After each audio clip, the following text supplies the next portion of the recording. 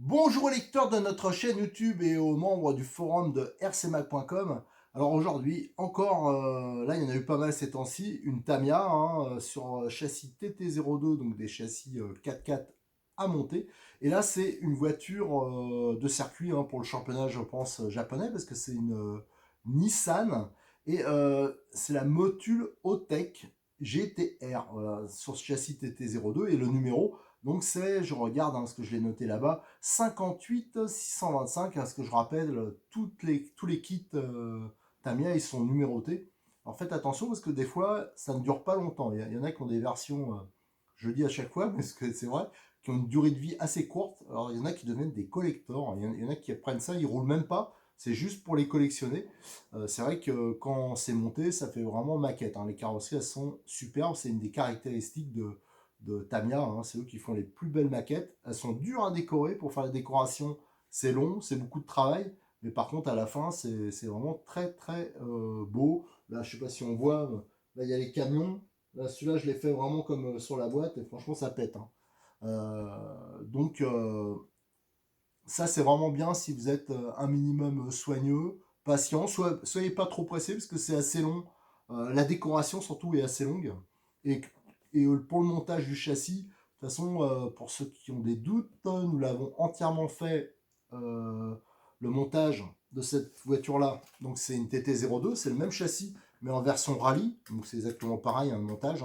Donc vous l'avez entièrement en vidéo sur notre chaîne YouTube et c'est aussi actuellement en montage, je suis en train de mettre les photos sur le forum de rcmac.com. Alors si vous avez la moindre question, tout ça, n'hésitez pas, on vous répondra. La voiture, j'en suis, je sais pas combien j'en ai monté, des TT01 et TT02, mais un paquet, on commence à la connaître par cœur. Donc cette voiture, on va regarder ça de plus près, la boîte déjà, les caractéristiques. Donc à chaque fois c'est pareil, ce qui va changer d'un TT02 à l'autre. Là, par exemple, je vous ai présenté il n'y a pas longtemps une Subaru piste, circuit. À chaque fois, ça va être la carrosserie, les jantes, mais le reste, c'est sensiblement identique. Allez, on va regarder de plus près la boîte. Et la boîte du bolide, la Nissan, est juste à côté. Tout à l'heure, on va comparer. J'ai mis ma version Lancia Rally, mais c'est sensiblement identique. Alors là, on voit la voiture. On voit tout de suite que pour la décoration, ça va être du sport, parce que niveau autocollant, il y en a un paquet. Donc on va voir. Moi, je parie sur deux planches, parce que chez Tamiya, c'est hyper détaillé les autocollants. Je pense qu'il va en avoir un paquet. Donc après, ça plaît ou ça plaît pas. Moi, je suis pas hyper amateur des voitures GT comme ça, mais bon, je sais qu'une majorité de gens, c'est ce qu'ils préfèrent. Donc, ça devrait quand même rencontrer son public. Là, comme d'habitude, je vous le dis à chaque fois, je le précise, parce que je rappelle mes vidéos, ça s'adresse beaucoup aux débutants.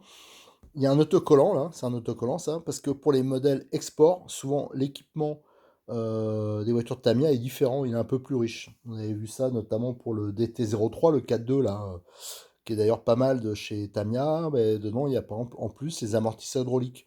Donc ça, c'est toujours bien. Et là, ce qu'il y a en plus, c'est notamment le contrôleur. Et ça, c'est un très bon point. Sur le côté de la boîte, alors là, il y a toujours une petite indication, un petit historique. Alors on voit apparemment, c'est des voitures qui ont couru en 2015 dans la classe GT500. Alors à savoir qu'au Japon, il y a beaucoup de courses de ce type. Voilà, donc ils représentent sûrement des voitures de chez eux. Ils ont sûrement un très gros marché local déjà. Donc c'est pour ça qu'ils le privilégient au niveau des carrosseries. Là, on a les caractéristiques des châssis TT02, mais ça je vais vous réexpliquer. C'est de très bonnes voitures en kit, disons que le rapport qualité-prix est vraiment pas mal. Là, on a une représentation d'un châssis TT02. Alors ça c'est commun, genre le seul truc qui va changer d'une version à l'autre, ça va être, comme je vous l'ai dit, les pneus, éventuellement le pare-choc, support carrosserie, voilà, des choses comme ça, mais le reste, ça reste identique. Alors on voit, c'est une transmission par cardan central, un long cardan central, donc il y a des coupes coniques dans chaque pont, différentiel à pignon. Voilà, et le moteur qui est ici, et qui est directement accolé à la cellule, là, avec la couronne qui est sous carter. Et on voit la batterie qui est un démontage assez rapide côté gauche, et côté droit, on retrouve tout l'équipement électronique, hein, le récepteur, le contrôleur, le cerveau qui est placé en dessous. Mais vous verrez, moi sur la mienne, j'ai fait, je vous le montrerai après, j'ai fait une implantation radio assez différente. Sur l'autre côté de la boîte, on retrouve donc une représentation d'options. Alors, je vous dis tout de suite, la plupart elles ne servent pas grand-chose. La seule qui est absolument pour moi utile, hein, prenez-la si possible d'origine, c'est le kit roulement. Alors, le kit Tamiya, il est bien sûr plus cher, mais il y a Modéliste 34 qui propose un kit roulement maison qui est beaucoup moins cher, et vous l'avez. Quand vous commandez, par exemple, vous voulez commander la voiture chez lui, il y a un menu défilant sur le côté, et on peut rajouter, par exemple, le kit roulement, on peut rajouter un cerveau, on peut rajouter... voilà, ça, c'est les trucs qu'ils proposent de base, et après, on peut mettre tout à fait autre chose, on verra après, au niveau chargeur, au niveau accu, niveau radio. Alors, et de ce côté, qu'est-ce qu'on retrouve? L'équipement qui est qu'il faut pour faire rouler la voiture, donc une batterie, le chargeur, la radio, le récepteur, le contrôleur, mais sauf que le contrôleur, là, c'était pour le Japon, mais il est inclus dans la boîte maintenant, et le cerveau. Alors attention, hein, de ne pas vous faire refiler n'importe quoi au niveau radio, parce qu'il y a des magasins qui font des ensembles qui sont un peu bidons, donc avec des batteries bas de gamme. Alors déjà, si on vous propose... Alors ça, c'est pas pour les kits, par exemple, là, c'est vraiment pour les kits, hein, quand on achète, par exemple, un RTR, qui est un chargeur mural ou USB, bon, ça me choque pas trop, parce que c'est comme ça. Mais quand, c'est pas le commerçant qui choisit, voilà. Mais quand c'est en kit, là, c'est lui qui choisit. Et proposer un chargeur USB ou mural de ce type, moi, je trouve que c'est quand même très limite, parce qu'on sait très bien que la personne, si elle continue les RC, très vite, elle va falloir qu'elle change, parce que ce ne sera pas adapté. C'est des chargeurs qui chargent pas très bien, qui chargent très lentement, et en plus qui, souvent, font pas trop de bien aux batteries. Donc, prenez plutôt un chargeur. Si vous avez besoin de conseils, n'hésitez pas. On va en reparler à la fin de la vidéo. Mais les chargeurs et la batterie, c'est très important. Au niveau de la radio aussi, prenez pas une caille, quoi. Alors, bien sûr, avec ce genre de voiture, on prend souvent des radios de voix bas de gamme, c'est normal. Mais dans les bas de gamme, il y a des grosses différences de qualité. Il y en a certaines qui ont en plus des fonctions qui peuvent être bien utiles, hein. Donc faites attention. Et pour le cerveau, ne vous faites pas refiler un cerveau avec des pignons plastiques. Ça, je le vois encore régulièrement. Maintenant, il y a des cerveaux comme le S13 par exemple, ça vaut 12 euros. Il y a des pignons métal, quoi. Donc, ne vous faites pas refiler un cerveau à pignon plastique, puisque vous aurez un jour ou l'autre un problème. Allez, maintenant, on va ouvrir la boîte. Alors, voilà ce qu'on découvre en ouvrant la boîte. Alors, on va détailler un peu tous les éléments. Ici, alors, le premier que je vois, c'est une grappe, hein. Alors, ça, c'est pas commun à tous les modèles, parce que ça, c'est spécifique à la carrosserie. Donc, vous avez l'aileron, les rétroviseurs. Ici, on a le fameux contrôleur qu'on retrouve depuis des lustres sur tous les modèles Tamiya Kit, TT01, TT02, les M05, M06, les DT03 et j'en passe. Donc là, il est utilisable pour moteur charbon, mais aussi pour les moteurs brushless Tamiya. À savoir que ce contrôleur, c'est celui-là qui est imposé dans les courses Cup, hein, notamment les courses camions. Donc, il est bien connu. Ici, qu'est-ce qu'on a? Le fameux sachet qui... Il y a tout dedans, hein. Vous voyez, vous avez le A, le B, le C, et dedans, à chaque fois, il y a de la visserie. Donc ça, il faut bien faire gaffe quand vous montez. Regardez un peu ce que j'avais fait pour la Lancia, quand je l'ai monté. Je montrais bien chaque petit sachet. Sachet. Ah, j'en bégaye, j'arrive plus à parler. Ben, je le déverse dans une petite boîte, hein, ça veut dire pour pas me mélanger. Parce que quand vous allez monter, on va vous dire allez prendre dans le B, le C. Vous remarquez que je ne dis plus le mot, hein, comme ça m'évite de bégayer. Et voilà, il faut surtout pas se mélanger. Alors on voit qu'il y a aussi des petits colliers. Il y a de la graisse, le moteur, enfin il y a vraiment pas mal de choses, des pièces de sauve-cerveau, les paliers métal qui remplacent les roulements, hein. Alors, je répète, hein, je vous conseille de prendre le kit roulement avec ce type de voiture. Là, la carrosserie. Alors ce qui fait les différences de prix, j'ai l'impression, parce que toutes les TT01 n'ont pas le même prix. Par exemple, la Ford Mustang ou alors la version Subaru, la BRZ, elle va pas loin de 130 euros. Et celle-là, elle est un peu moins chère, hein, elle est 10 euros de moins. Alors on va voir, hein, c'est peut-être juste parce qu'il y a moins d'éléments de carrosserie. On avait vu avec les autres qu'il y avait pas mal de pièces rapportées. On va voir si c'est uniquement pour ça. Alors bien sûr, comme d'habitude, chez Tamiya, c'est hyper détaillé, hein, au niveau de la carrosserie. Il y a les emplacements pour les trous là, de fixation qui sont déjà marqués. Les découpes, bon, c'est assez clair. Par contre, pensez à utiliser des bons ciseaux Tamiya, hein, pour faire la découpe. Ça, c'est vraiment indispensable. Ça, vous pouvez le trouver aussi chez Modis 34. Tout ce qui est équipement de découpe, hein, parce qu'autrement, vous aurez des grosses déceptions. Si vous massacrez une carrosserie comme ça, vous allez voir, c'est pas donné. Et ce serait vraiment dommage, hein, parce que Tamiya, c'est eux qui font vraiment les plus belles carrosseries. Ici, on a le pare-choc. Alors, le pare-choc, il y a plusieurs largeurs, hein, plusieurs plutôt longueurs. Voilà, ça, c'est pour adapter à chaque carreau. Alors, des fois, il faut les découper, hein, pour que ça s'adapte parfaitement. Ça va bien aider à protéger la voiture, mais aussi la carrosserie, hein. Ça évite de les exploser. On trouve les pneus. Alors là, c'est des pneus circuit, mais bon, on pourra mettre des pneus mix, hein, si on veut, hein. Il y a des pneus rallye, j'appelle ça rallye soft, hein, ça veut dire avec des petits crampons, tout ça, ou alors des rainures. Ça permet d'adapter à différents types de circuits. Alors généralement, on ne prend pas des Tamiya parce qu'ils sont assez chers et la gamme est assez réduite. Mais Cyril, il a toute une gamme de jantes et de pneus qui sont beaucoup moins chers. Et la gamme est très importante. Là, on retrouve les jantes, hein, qui sont spécifiques à cette version. Je pense, je ne l'ai pas vu sur d'autres voitures. Bon, c'est fort possible, hein, parce qu'il y a des voitures qui utilisent les mêmes jantes, mais là, du moins, c'est pas identique aux autres modèles que j'ai présentés. Et après, alors pour ceux qui connaissent Tamiya, là-bas, c'est un fabricant de maquettes.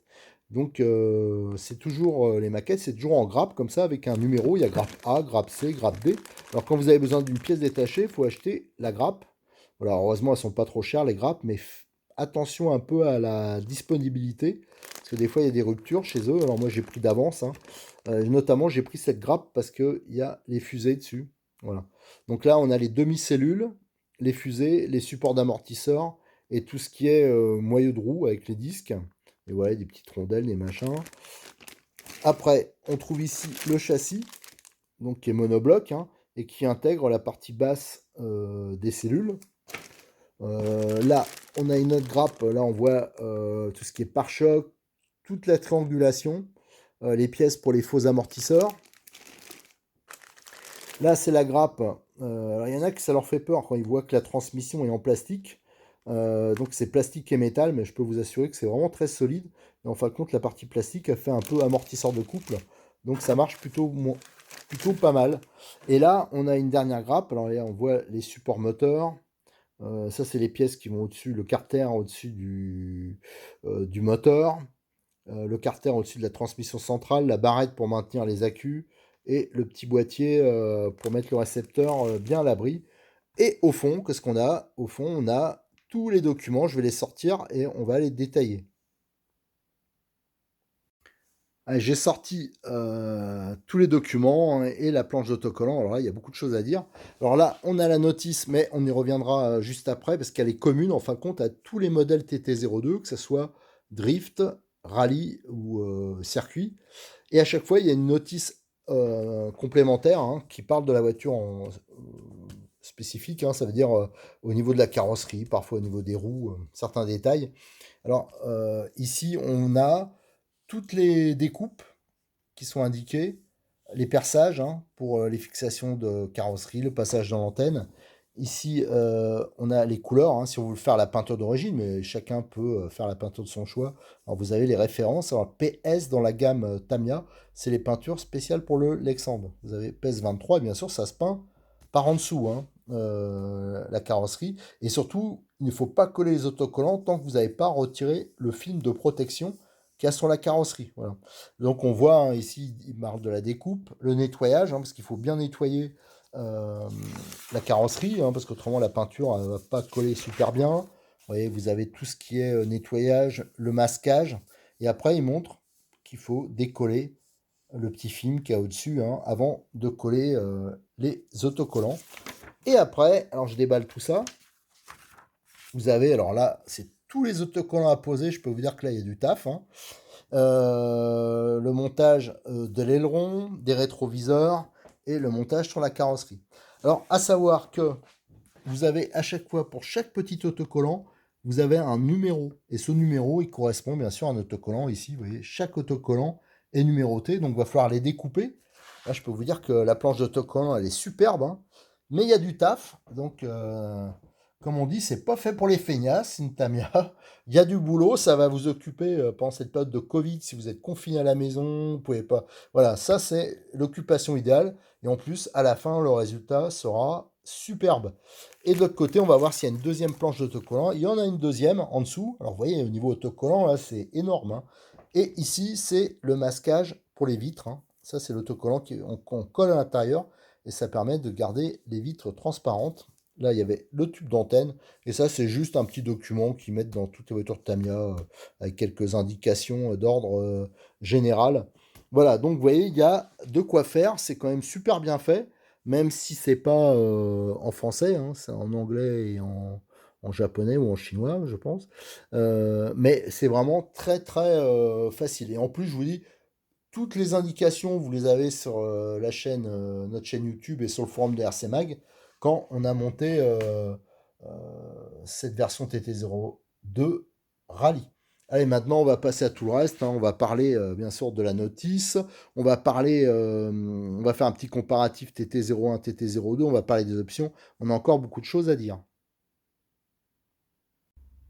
Alors là, avec la notice, on arrive sur une partie qui est commune à tous les châssis TT02. Ça veut dire, donc, vous avez vu, il y a une notice spécifique pour la voiture, hein, par rapport à la carrosserie, les fixations, tout ça. Et là, c'est tous les TT02, que ce soit rallye, que ce soit circuit, c'est la base est commune. Alors la notice, oui, c'est quand même relativement simple, hein. Oui, vous avez toutes les indications. À chaque fois, il y a la taille des vis. Voilà, et ils indiquent. Voilà, là, par exemple, c'est sur bague, les points de graissage, tout ça. Alors, ça, il y en a certains points où je suis pas d'accord avec eux. Alors, ça, vous retrouverez, par exemple, sur le montage que j'ai fait de la version Rallye, la version Lancia. Il y a des choses, moi, où j'étais pas d'accord avec eux. Alors, après, on fait comme on veut, hein. Soit on suit les indications, soit on suit les miennes. Mais par exemple, il y avait notamment le graissage des axes de triangle. Je trouve ça ridicule parce que ça sert à rien et en plus toute la poussière va s'accumuler dessus et ça va tout abîmer.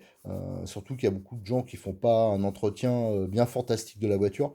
Donc ça c'est quand même pas fantastique. Alors après il y a aussi les indications au niveau, voilà, les supports moteurs par exemple. Les supports moteurs, vous avez le nombre de dents.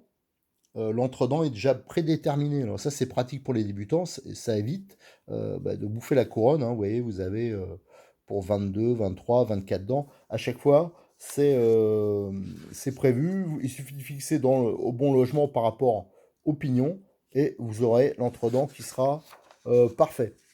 Ouais, vous avez tout le montage. Là, c'est les faux amortisseurs. Ouais, ça, pareil, je le fais pas non plus.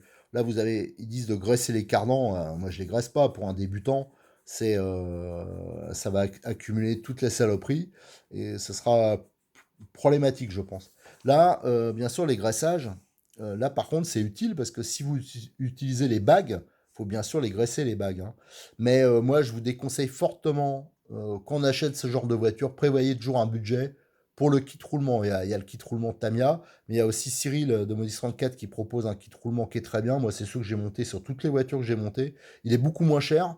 Et prenez-le d'entrée, vous allez voir que niveau performance de la voiture, niveau usure, niveau jeu, c'est quand même un gros gros plus. Sur bague, vous serez embêté au bout d'un moment, hein. Moi, je le déconseille fortement. Voilà, donc vous avez toute l'installation là qui est voilà le collage des pneus parce que à part certains pneus rallye, il faut tous les coller. Il faut aussi coller la mousse quand c'est moussé. Là, j'en ai pas vu de mousse. Mais voilà, donc il y a pas mal de petites choses à faire, hein. C'est quand même du boulot, mais c'est quand même, c'est vrai que c'est super intéressant. Là, par exemple, on a tous les rapports de démultiplication possibles sur la voiture. Donc ça, c'est quand même assez sympa. Je crois qu'il y a 2 supports qui sont livrés. Donc ça permet d'avoir toute la gamme. Oui, on peut vraiment faire, ça c'est selon l'utilisation et aussi le moteur qu'on peut monter, hein, parce que bien sûr après, on peut faire des améliorations à ce niveau-là. Là, quelques conseils de pilotage. Et à la fin, ce qui est pas mal, c'est qu'on a toutes les grappes qui sont représentées. Alors, sur la notice, on vous dit, par exemple, il faut prendre la vis du sachet A, machin. Donc, vous avez, voilà, grappe A. Alors, si je devais vous conseiller de prendre une ou deux pièces d'avance, moi, je vous conseillerais de prendre, par exemple, la grappe A. Voilà, ça, c'est des grappes, c'est pas bien cher, parce qu'elle est fusée dessus. Ça, c'est des trucs qui, éventuellement, on peut peut-être casser. Bon, c'est quand même des voitures qui sont très solides. Donc, la grappe A, c'est pas mal d'en avoir une d'avance. Voilà, là, vous avez tout le contenu. Sachet A, le B, le C, on voit qu'il y a une clé croix qui est fournie. Il y a une clé aussi, il y a de la graisse qui est fournie. Donc, vous voyez, c'est quand même assez complet. Allez, maintenant, je vais vous montrer les options et aussi une version TT02 qui est déjà montée et optionnée. Alors, j'ai pris deux voitures hein, de chez Tamiya, donc le TT01 et TT02, pour un peu les comparer, vous dire, parce qu'il y a beaucoup de carrosseries maintenant qui sortent, soit sur TT01, TT02. Alors, vous expliquer pourquoi ils choisissent tel ou tel châssis, c'est compliqué, mais je voulais vous montrer au moins hein, les différences. Alors, ici, au premier plan, vous avez donc un châssis TT01, ici en version camion, hein, ça se reconnaît aux pneus et aux jantes, mais par contre, tout le reste, c'est à chaque fois identique, quel que soit le modèle. Donc, ce qui va changer éventuellement, donc, c'est les roues et les jantes, bien sûr, les supports carrosserie, les pare-chocs qui peuvent être différents. Ici, c'est celui d'un camion. Mais à chaque fois, la base sera identique. Et là, ici, vous avez donc un TT02, un châssis TT02. Ici, en version rallye. Alors là, c'est pareil. On peut l'avoir en version circuit, en version mixte, en version rallye. Alors donc, ce qui change par rapport aux versions circuit, c'est bien sûr les jantes. Enfin, bien que c'est les mêmes, mais les pneus, bien sûr. La garde au sol qui est différente, mais ça, c'est réglable. Et vous voyez, là, si on compare, vous voyez, dans la gamme Tamiya, il y a plusieurs sortes de pare-chocs. Hein. Ça dépend de la carrosserie qu'on utilise.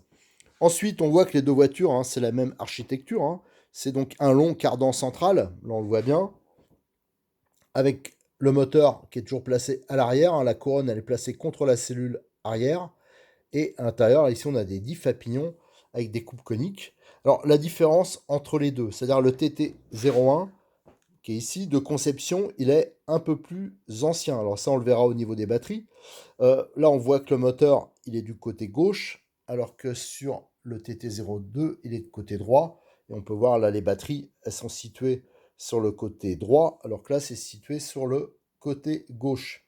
Alors, ça va être surtout, on va bien le voir hein, au niveau sous le châssis. Vous avez ici des trous là. Ça, c'était parce qu'avant, les batteries de type NiMH, il n'y avait pas de lipo quand ça a été conçu, ce châssis-là. Et elles étaient placées dans ce sens-là. Et ça, c'était en fin de compte pour les descendre le plus bas. Parce que ça, c'est des voitures qui étaient utilisées en course. Il y avait notamment aussi il y avait la Tamiya Cup. Il y a toujours des courses hein, réservées à ce type de châssis qui sont organisées. Mais c'est plus vraiment Tamiya, je crois, qui l'organise. Maintenant, c'est des clubs. Et maintenant, les accus, ils sont plus disposés pareil. C'est pour ça qu'il y a les trous. Tandis que sur cette version TT02 qui a été conçue donc à une époque où il y avait déjà les lipos, là c'est plein. Voilà. Alors autrement, la fixation c'est identique hein, sur les deux châssis. Hein. Vous voyez, vous avez une barrette avec un clips, donc le démontage est assez rapide. Au niveau les triangles, voilà, ils sont fixes, hein, ça veut dire que ce n'est pas réglable. Sur les deux versions, c'est pareil. Alors, il y a possibilité, il y a des options, il y a possibilité de faire quelque chose à ce niveau-là. Mais bon, les réglages d'origine sont corrects, mais si on veut, on peut rendre tout ça réglable. Au niveau des moteurs, la fixation sur les deux, c'est la même. Là, je vous le montrais sur les notices.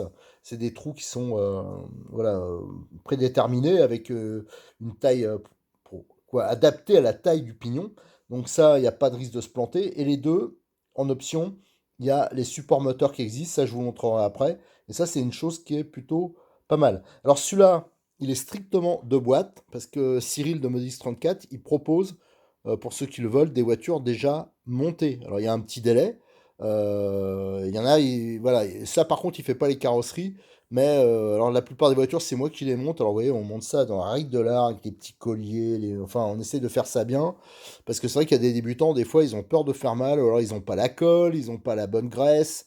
Voilà, donc il y a un service éventuellement, on peut demander à faire monter la voiture. Alors ça, c'est une voiture qui est montée d'avion, c'est un camion, mais ça peut se transformer dans une autre voiture très facilement.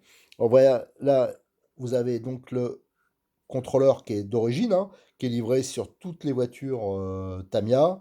Vous voyez la disposition, hein, c'est assez quand même relativement simple. D'origine, c'est des amortisseurs à friction, hein. Celle-là, elle est strictement d'origine, elle est juste avec l'option roulement. Alors moi, comme je répète souvent, mais l'option roulement, elle me paraît indispensable sur cette type de voiture. Alors celle-là, je vais la mettre un peu de côté. On va s'intéresser à cette version. Alors ça, c'est valable que ça soit une TT01 ou une TT02, hein. C'est à peu près le... Voilà, les options, c'est pas les mêmes, c'est pas les mêmes références, bien sûr, mais l'équipement utile, c'est à chaque fois à peu près le même. Alors, moi, je mettrais dans l'ordre, bien sûr, les roulements. Après, je mettrais les options amortisseurs hydrauliques. Parce que c'est des options, quand vous prenez les options plastiques, on verra après, mais qui sont pas trop chères. Et ça offre vraiment un plus au niveau tenue de route.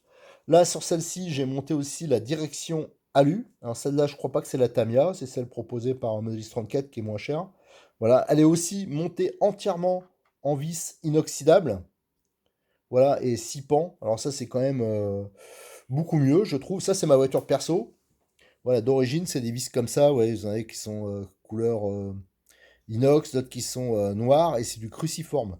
Et moi, j'avoue que je suis pas hyper fan de ça. On a l'option cardan central, alu et les noix. Bon, à mon avis, c'est pas une grande utilité. C'était surtout pour faire joli. Et autrement, celle-ci, j'ai mis un palonnier alu. Voilà, on a pas mal cherché pour trouver celui qui allait impeccable. Ce modèle-là, il va nickel. Ça, pareil, c'est un peu pour la fiabilité aussi. Et c'est parce que normalement, il y a un sauve-cerveau intégré là-dessus. Si je me rappelle bien sur ce modèle. Et moi, personnellement, je trouve pas ça. Je trouve que ça fait des jeux parasites. Alors c'est sûr qu'il n'y a plus de sauve-cerveau, mais j'ai mis un cerveau à pignon métal, donc je pense pas que ça devrait. Il y a quand même la protection de la carrosserie. Voilà, donc je prends un petit risque, mais je préfère que ce soit monté comme ça. Et là, au niveau implantation, celle-là, c'est un peu différent. J'ai enlevé le petit carter qui protège le moteur. Vous voyez, vous avez le petit radiateur alu. Pareil, ça c'est un radiateur qui est pas cher de Modis 34, hein, c'est pas un de chez Tamiya. Et j'avais mis une implantation radio qui est différente. Vous voyez, j'ai mis un cerveau, ça c'est un S9. Ça c'est un très bon cerveau qui a l'avantage d'être court. Donc ça permet de gagner de la place. Et en gagnant de la place, j'ai pu tout mettre à plat. Vous voyez, vous avez le récepteur, il est à plat. Et ainsi que le contrôleur. Voilà, j'ai mis un contrôleur différent parce que ça j'avais en rab. Mais normalement c'est au-dessus. Donc ça remonte les masses. Et pour la tenue de route, bon, c'est pas top. Je trouvais plus propre de faire comme ça.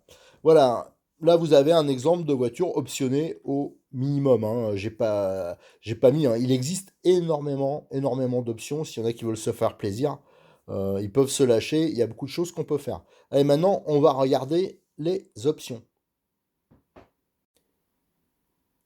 J'ai sorti quelques options hein, que j'ai pris chez Cyril de Modis 34. Alors, il n'y a pas tout, hein, parce qu'il y en existe vraiment beaucoup. Alors là, il y a déjà une petite erreur. Voilà, cela, c'est pas TT02, c'est ceci. Allez, on va commencer justement par ça. C'est le kit amortisseur.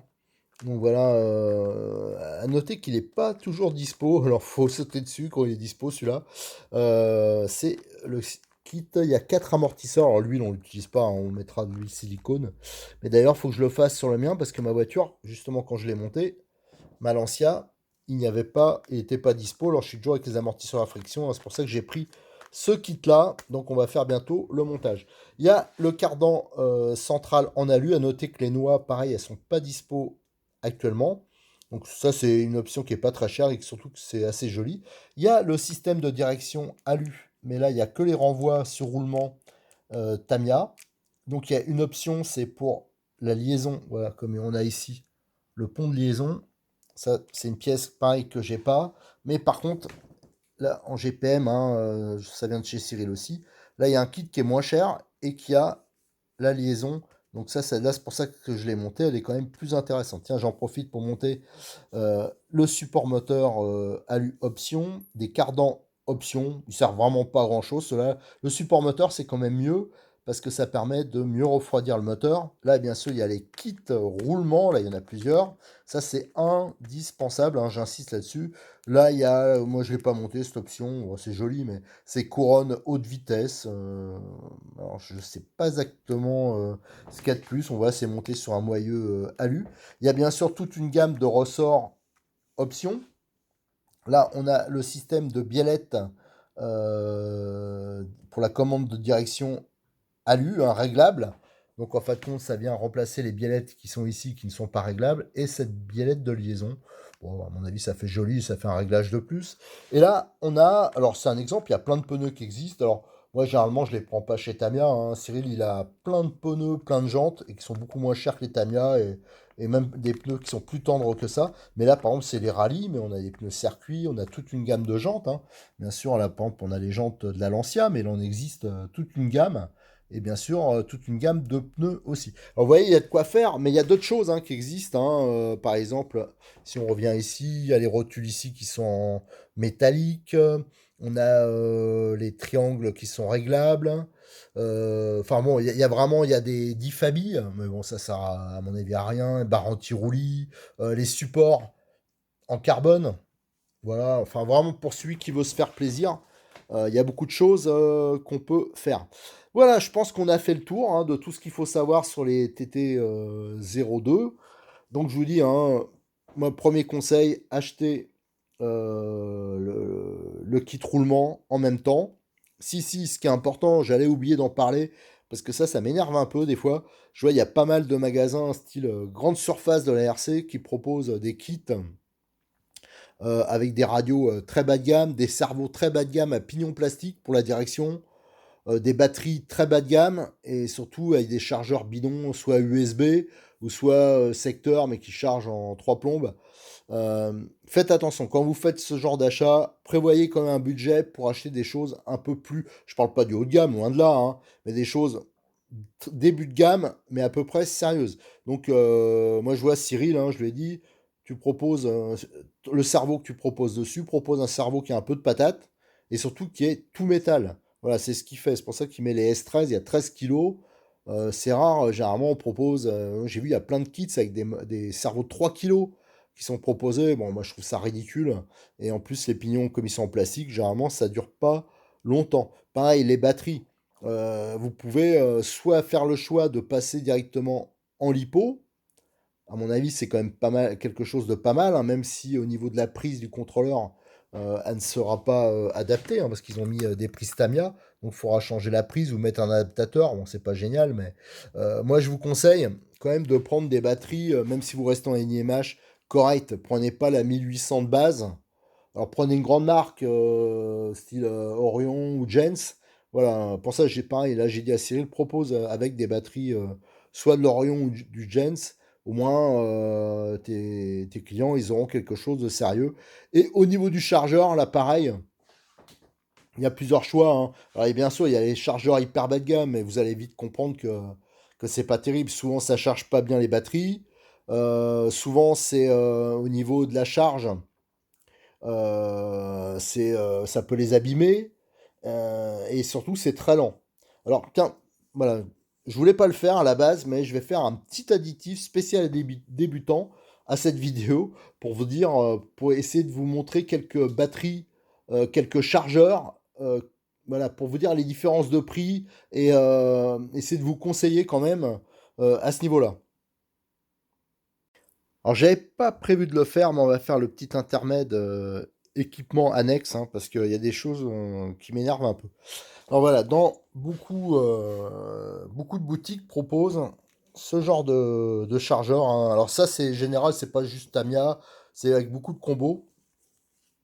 Euh, quand les voitures sont en kit comme ça, donc il y a le choix de l'équipement, hein, que ce soit radio, cerveau.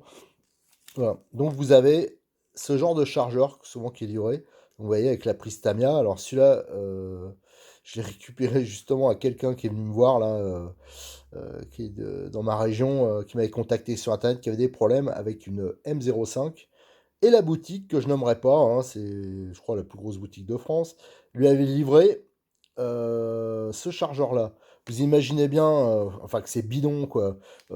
C'est sur une prise USB, la charge est très lente, automatiquement elle peut pas être nickel. Donc soit on charge mal, ou soit à force on va abîmer les batteries. Alors ça, si un magasin vous propose ça, vous faites dégage. Après, alors ça c'est un poil mieux, il y a ce type de chargeur hein, qu'on retrouve sur des voitures.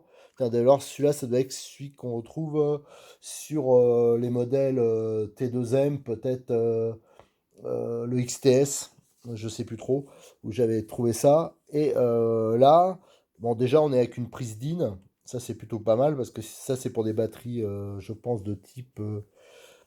Je regarde.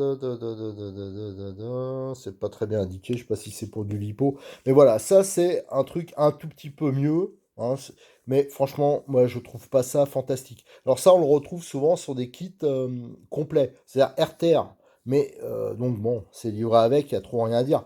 Mais si on vous propose ça avec des kits à monter, bon, pareil, là, c'est pas sérieux. Le magasin, hop, vous pouvez le jeter déjà. C'est naze. Après, si au niveau des batteries, souvent, c'est prévu pour être utilisé, hein, notamment c'est à cause de la prise. Voilà, c'est essentiellement à cause de la prise, mais avec des batteries de type NiMH. Alors, c'est sûr qu'avec une batterie LiPo, les prix sont pas hyper éloignés, hein. Dès qu'on met une batterie NiMH, style une 4000, enfin un peu balèze, on se rapproche assez rapidement des LiPo. Et vous aurez jamais l'autonomie avec, par exemple, si celle-là c'est une 5000 bas de gamme.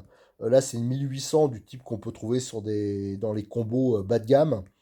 L'autonomie, elle est au moins 3, voire 4 fois inférieure. Il n'y a pas que la capacité qu'il faut voir, hein. Les lipos, ça marche quand même largement mieux. Et en plus, on aura surtout un peu plus de patates. Alors, comme c'est des moteurs standards, le voltage est un peu supérieur. Donc, c'est quand même, je pense, si vous pouvez, plus intéressant de passer en lipo direct. Par contre, si vous restez en IMH, faut prendre des batteries de marque correcte. Alors ça, c'est pas que Connect fait pas de bonnes batteries, mais ça, c'est le modèle de début de gamme. Donc c'est quand même pas mal, soit des Orion ou des Gens, hein. Je crois que c'est des Gens qui livrent Cyril, mais qui sont déjà en 2500 ou en 3000, donc ça sera déjà un poil mieux.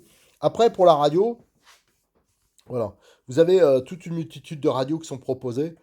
Cyril, il a sélectionné ces modèles-là parce que déjà, elles sont jolies. Vous voyez, vous avez un volant au look qui est assez sympa. Il est moussé, donc ça, c'est bien. Et surtout, on a ici un petit réglage qui est sympa. Ici, vous avez donc les inversions hein, pour le cerveau. Mais ici, vous avez un réglage pour les débutants qui est bien. Quand vous avez un gamin, par exemple, ça permet de brider.